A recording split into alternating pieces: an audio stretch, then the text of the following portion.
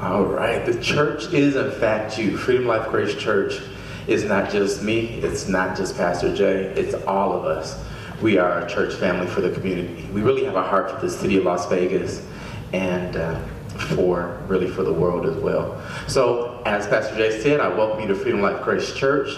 I'd also like to welcome you that are joining us via the internet tonight. We thank you for being with us virtually as well. So tonight I just want to take a little time and talk about what is this thing called life? What is life? You guys received a message note card when you came in. So you guys can definitely take notes and follow along that way. If you brought your Bibles, we encourage you to take them out because we're a scripture reading church here. I don't want you to ever just take my word for anything. I want it to be the Word of God. I want you to have a trustworthy source that doesn't change. You know, my opinion may change from week to week. Sometimes I want spaghetti for dinner. Sometimes I want a salad. But the Word of God stays the same. So we're happy to have that with us. Let's just pray. Father, we thank you that you are with us, that you love us, that you're for us, and that your Word speaks to us. And Father, we thank you for your precious Holy Spirit, which lives within us, and that is here to guide us and lead us into all the truth. In Jesus' name, we thank you, Father. Amen. So I'd just like to start with something a little funny. On the screen, I hope you can read it. This is a comic one of my friends created. It's called Frustrated Grace. And this is something that actually really happens in church. I don't know, how many of you come from a church background or maybe never been in church, which both ways is totally cool. But this is just something I thought was totally funny. It says, Jesus wore red shoes. It says, no, you idiot. He wore blue shoes. Red shoes, and there's 37 scriptures to back me up. Blue shoes, and that's because everybody wore blue back then. Then another guy comes and says, Jesus didn't wear any shoes, you dummies. He was a pacifist. Yeah. Then they see Jesus show up. Who's that guy? I don't know. The shoes were blue. That's just something that we do. Sometimes we get caught up on the little things that really, truly just don't matter. What color was Jesus' shoes? They were sandals. We know that. It's, Israel a long time ago. So hope you guys enjoyed that. So this is Life series. It's something that we'll be doing for the next couple weeks to help you in your marriage, help you in raising your kids, help you on the job, just help you in life in general. Everything seems to look better on Instagram. I love my cell phone. I think I might be slightly addicted. But I'm on there and I go to Instagram and I look at my friends' pictures and, oh, look at this. And then I go and, I follow a couple celebrities and I see their pictures. And I'm like, oh my gosh, look at what they're doing. But how many of you know that Instagram lies? It's a snapshot of the best moments of people's lives. But here's reality. We've all made a horrible decision to compare ourselves with other people. We compare our real, everyday life with someone else's highlight reel. So what we're thinking, we see the downs, we see the ups, we see all the struggles and the challenges, and then we look at other people and we see their glory. So we should have a slide up here that has our message theme here. This is Instagram. My sweet little girl. How precious. Now this isn't really my daughter, in case you were wondering. It's just a cool pic I found. But isn't she precious? Look at that smiling face. She's just so cute. You crop out real life. So let's show them what this really looks like. You got the head in the toilet, the paper, and she's not so precious when you see the whole picture. But people do that on Instagram. Everything is wonderful. But in real life, things aren't necessarily that great. So let's look at the scripture on this. John, the 17th chapter, we'll look at verse 3. I'm going to read two different versions. Here at Freedom Life Grace Church, we believe in using multiple translations because each translation speaks differently to different people. So I'd like to start with the King James, which says, "And this is eternal life, that they might know thee, the only true God, and Jesus Christ, whom thou hast sent." Now in your notes I used the ESV, and it says it this way. You can fill in the blank there. "And this is eternal life, that they know you, the only true God, and Jesus Christ, whom you have sent." Sometimes we think that eternal life is heaven, which, I mean, there's an aspect of that to it. But according to Jesus, eternal life is that we know him. According to Jesus, it's not that we obey him.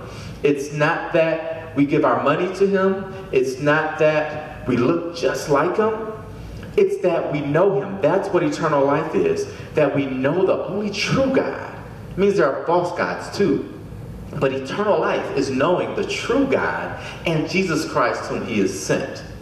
So anything else in your life, really, if you want to put it up against it, it just doesn't matter. The question is, do you know God? Do you know Jesus, the true and living God? Because if you do, you have eternal life. There's nothing added to it. There's nothing taken away from it. Now, a good friend of mine at the Grace Church on the east side of town, they meet on Sundays, but I visited with them last week, and he came up with an excellent way to kind of illustrate this point. I think it ties in really nicely with Instagram, because on the web, there are a lot of free apps, and there are a lot of paid apps. But if you download the free app, there's these things called in-app purchases. So you get the basic functionality, but you don't get the full splendor of the app. Well, a lot of churches give you the free app, which is Jesus. They say, yeah, you get Jesus and you're saved now, but you got to add all this other stuff to it to really experience something.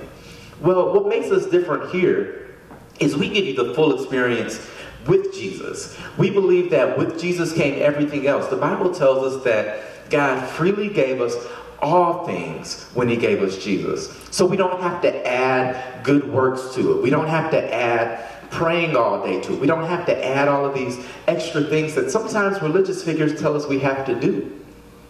I really think it's unfortunate that we're better known as a church body, not this church, but as a church body, we're more known for what we're against than what we're for. Our message is simple: Jesus and him crucified. Everything else, that's just small stuff. We don't have to argue about it. Sometimes people ask me, hey, well, why do you guys believe that you don't have to tithe? Well, that's what we understand the scripture to say. We believe that God gives to us freely because he loves us. And we can't buy his blessing. That's just our perspective.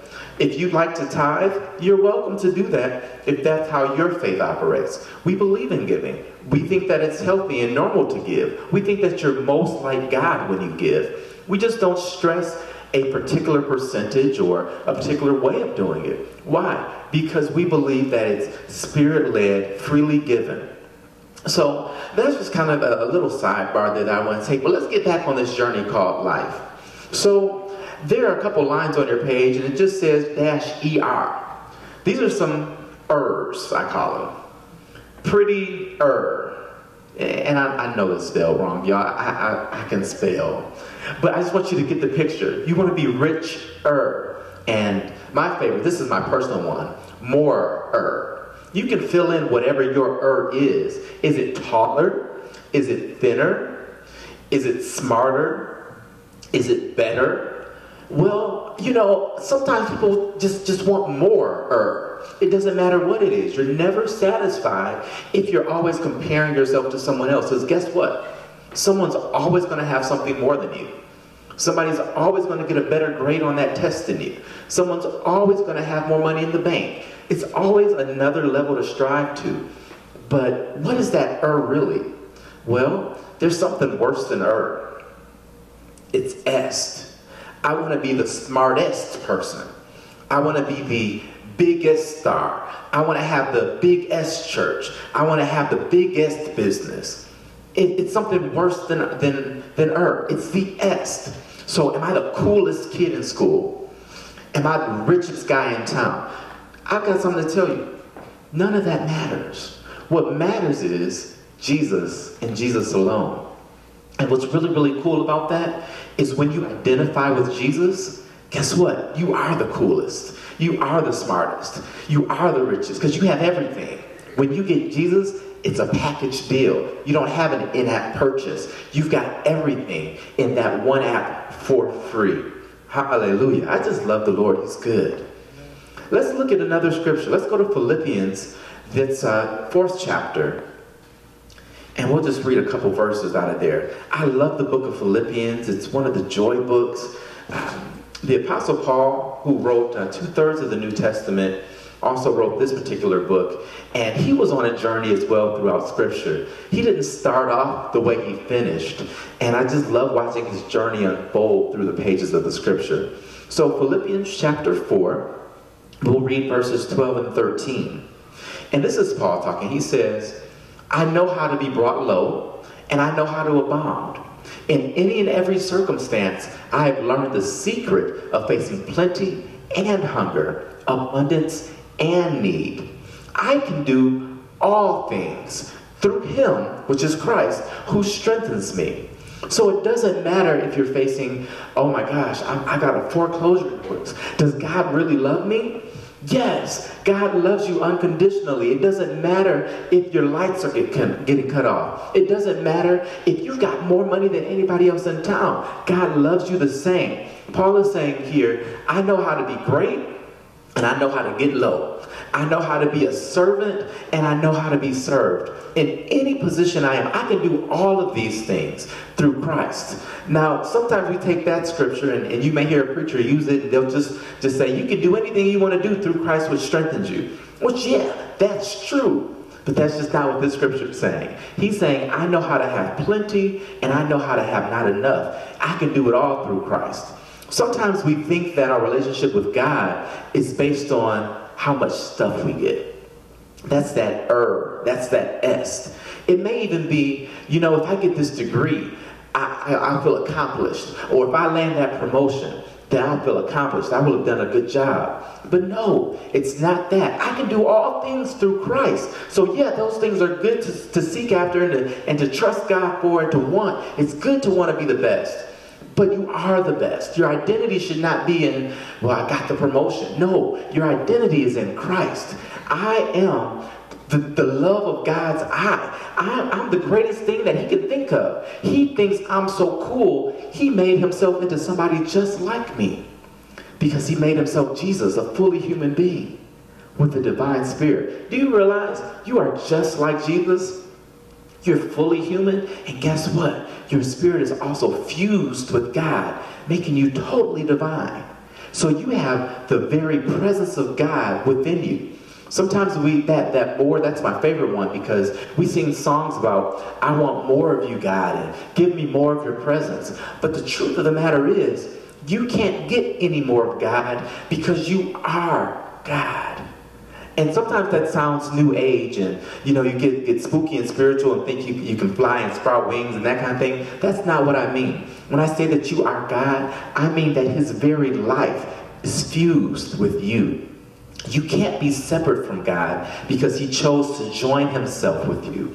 Your very spirit now holds the life of God. The same spirit that raised Christ from the dead, it lives in you. The same spirit that hovered across the waters when God spoke and said, you know, light be, and divided the ocean from the land and created everything. That very same spirit is what lives within you. That's pretty darn cool, I'd say.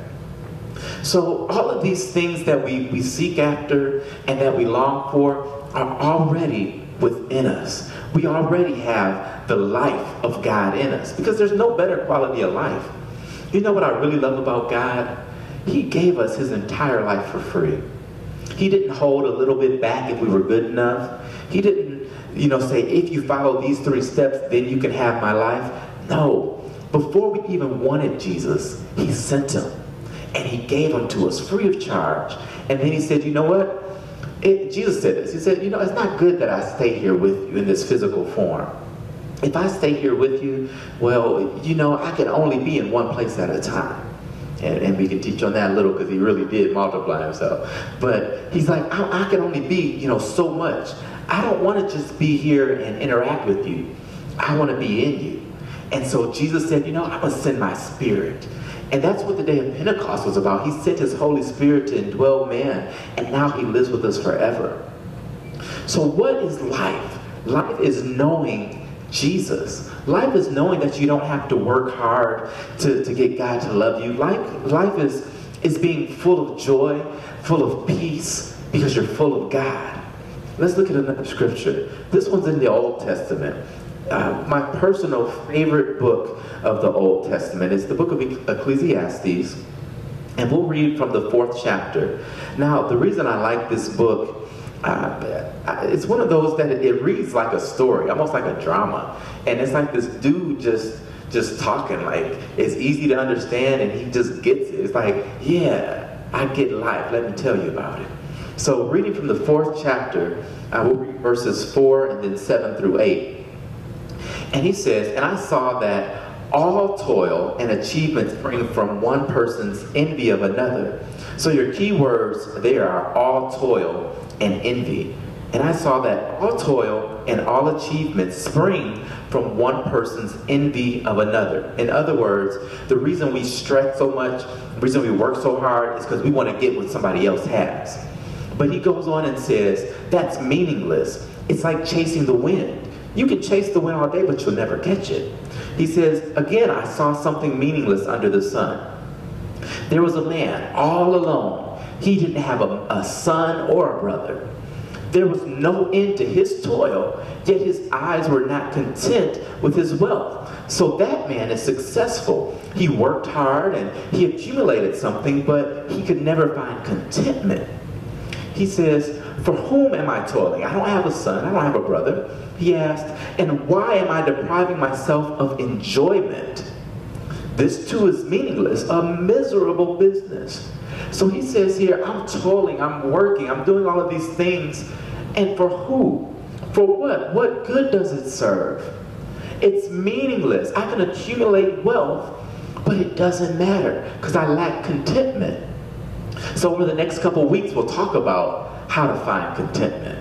We'll talk about what it is to truly be able to say, I can be abased and I can be abound. I can have plenty and I can have little. I can do all things through Christ, which gives me strength. So I've got a couple questions for you. What are your S's? Are you trying to be the coolest? In your notes it says this, if you aren't getting better, you're getting bitter. So we don't want to give you the idea that you shouldn't strive to be stronger, you shouldn't do better, you shouldn't work hard. That's not at all what we're saying.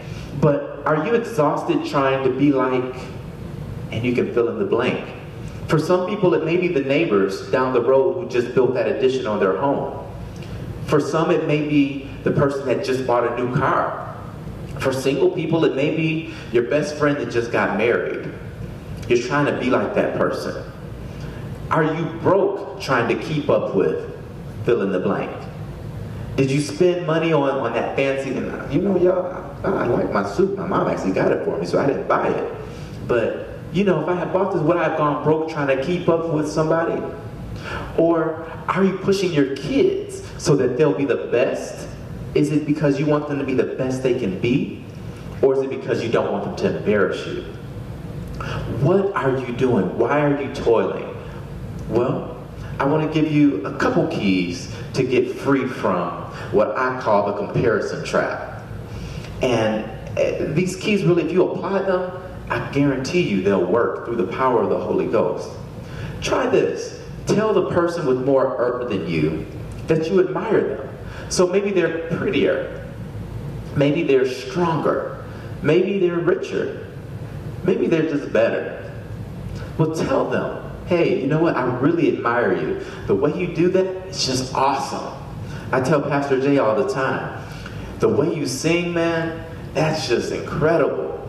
I wish I could sing like that, but you're a better singer than me. Then serve somebody that has less than you.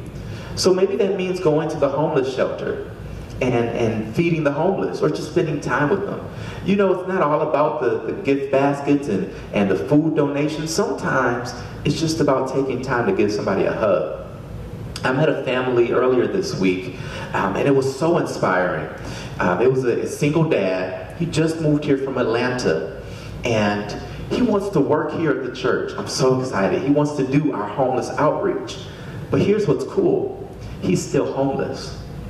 And he still wants to give back to those that have what he says is less than him. He's got 3 beautiful kids, and I tell you those kids are cute. They are cute. All three of them sing like little angels, and they sang me a song. But he wants to serve those with less than him. And my intention was to serve him. So it's really, really cool when you can serve someone with lesser than you. Then the final thing I want you to do is just focus on Jesus. That's what it's really all about. When we focus on Jesus, we find that contentment. We're able to serve. We're able to, in humility, tell someone, guess what, you're better. Let's look at one more scripture on this. This is from the book of Hebrews. We'll look at the 12th chapter. And again, I know it's a lot of scripture, but I just want you to see these things in the Word so that you know and have a reference point for it. We'll read part of verse 1 and part of verse 2. It says, "Let us run with endurance the race that is set before us, looking unto Jesus, the author and finisher of our faith." Another good one to write down is Galatians 4, verses 4 and 6. But let us keep running. Don't give up. Don't stop trying. Don't stop growing. Don't stop being better, because you'll end up bitter. Keep going. Keep doing the things you love. Keep doing the things that you want to do. But focus on Jesus. Look to him, because he's not only the author, he's the finisher of our faith. And faith is everything. Belief is what matters. If you believe you can or you believe you can't, you're right. It doesn't matter. Faith is the beginning and the end of this walk with God. You have to believe that he is. You have to believe that he rewards those who diligently seek him. That's not a work. That's not self-effort. That's just simply saying, you know what, God, I'm going to choose to believe that what you tell me is the truth.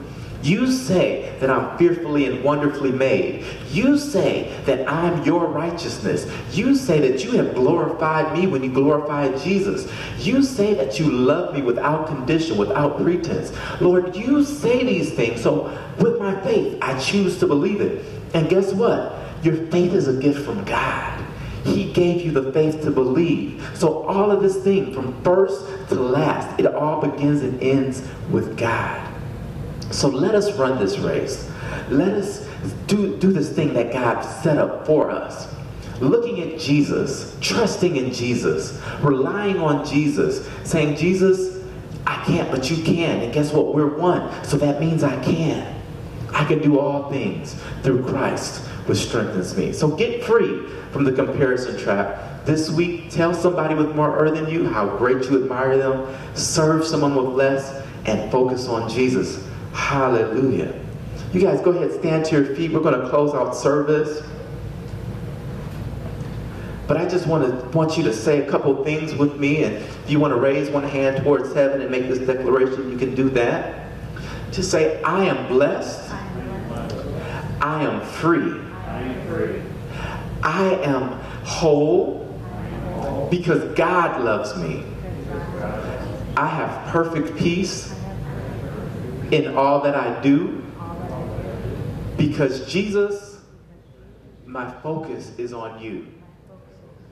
Hallelujah. Thank you guys for coming out. Bless the Lord. I hope you got something out of it.